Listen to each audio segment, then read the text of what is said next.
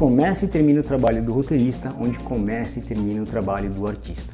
Vale a pena sair um pouquinho de Blacksad e ir lá para a Masterclass do Neil Gaiman, em que ele explica como ele fez o Sandman.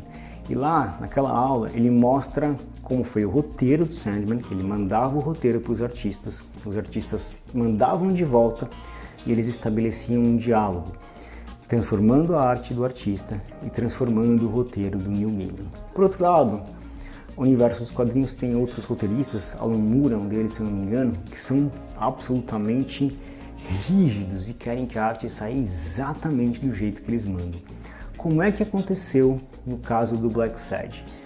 A gente não tem um roteiro na mão e não dá para saber. Mas quando a gente faz uma busca rápida na internet, existem algumas cenas que são muito simples no roteiro e são super elaboradas no quadrinho. Eu vou ler algumas dessas cenas e a gente vai mostrar algumas dessas cenas para vocês agora, só para a gente ter uma ideia mais ou menos de como deve ter acontecido isso entre os dois. Alerta de spoiler na leitura do roteiro. Se não quer um spoiler, pule esta parte. Página com 10 painéis, vou fazer uma tradução do inglês livre aqui. Descrição, luta de armas entre um atirador desconhecido e Blacksad. Painel 1, Lagarto é atingido com um tiro por trás pelo atirador desconhecido a uma distância média. Som, blam. Painel 2, Lagarto cai. Blacksad fica estagnado. O corpo do Lagarto faz um enquadramento, um framing, na cabeça do Blacksad, que não consegue ver a cabeça do Lagarto, mas consegue se esticar para pegar uma arma que cai. Blacksad alcança a arma em close-up, com os dois braços esticados, e a arma ainda está na mão do Lagarto. O atirador desconhecido continua atirando. Um close-up mostra a arma na mão do atirador. Painel 5. Lagarto é atingido novamente. Blam. Blacksad pega a arma do Lagarto. Blam.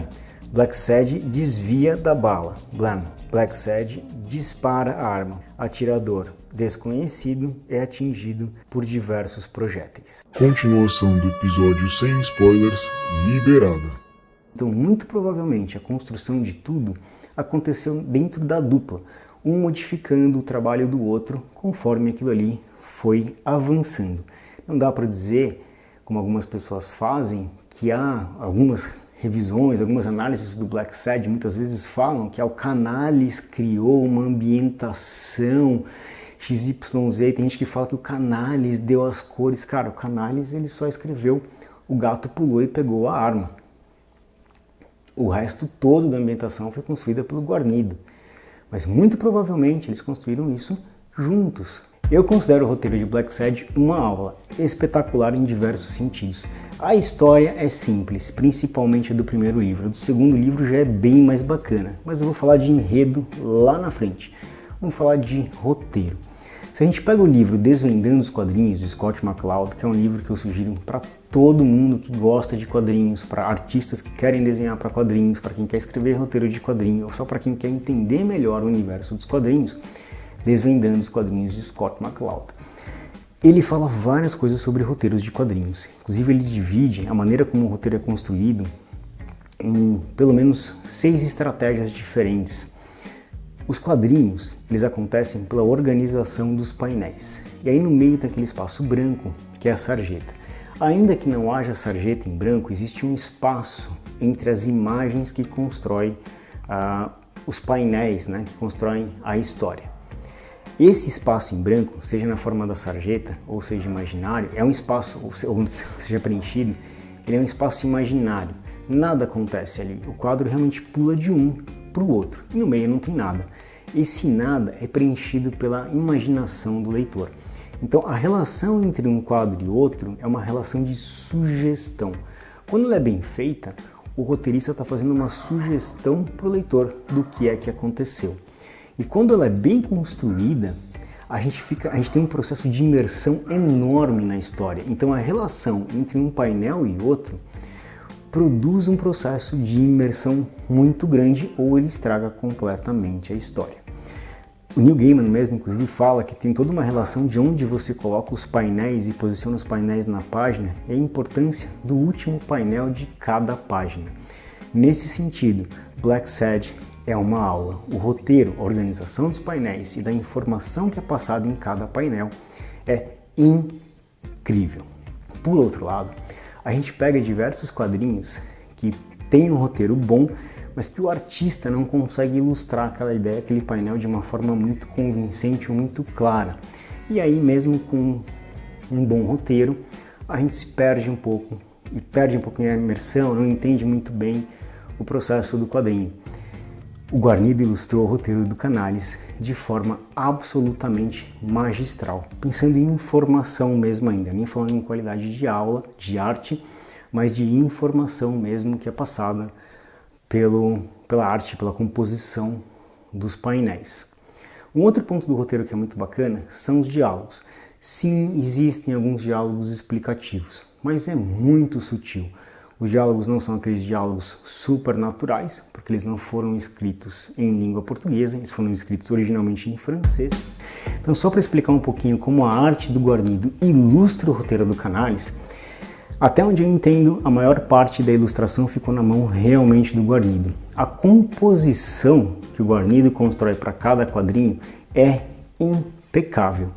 Mesmo quando o roteiro do Canales, imagino eu, seja simples, como o gato pulou pela arma, como a gente deu uma lida já, ainda que esse roteiro não seja exatamente o real, a composição do Guarnido para mostrar essa história, conectando um painel com o outro, com ângulos, com uma composição interessante, é fantástica. Se a gente considera que os roteiros para quadrinhos normalmente explicam algumas coisas que precisam aparecer e outras não, mas não entram no aspecto arte, o trabalho do Guarnido na composição de cada quadro, de cada painel, é absolutamente fantástica. Você tem todo um processo imersivo e você pula de um para outro com muita facilidade e de forma muito interessante. Todo o cenário é vivo. Os personagens que estão no cenário são bem realistas, interagem entre si, mesmo aqueles que não são os personagens principais, os figurantes interagem entre si e trazem vida para cada um dos quadros de uma forma absolutamente incrível. A qualidade da arte dele em termos de traço, em termos de cor, que se não me engano é aquarelado, é simplesmente maravilhoso. Quando a gente vai falar na movimentação dos personagens, as cenas de ação, eu olho alguns quadrinhos que tem cenas de ação que você fala, cara, não só a cena de ação não faz o menor sentido, anatomicamente, biomecanicamente, são movimentos que não fazem o menor sentido, eles são tão sem sentido que eles não conseguem contar a história. O Guarnido, ele faz movimentos e gestos absolutamente realistas, provavelmente porque ele foi da área de animação, ele entende o movimento do personagem dentro de uma animação, ele conseguiu construir personagens que têm uma movimentação absolutamente linda de se ver e totalmente relacionada às espécies animais, às personalidades dos animais que compõem os personagens. Então as cenas de ação desse quadrinho são maravilhosas. É uma aula de como se fazer cenas de ação em quadrinhos.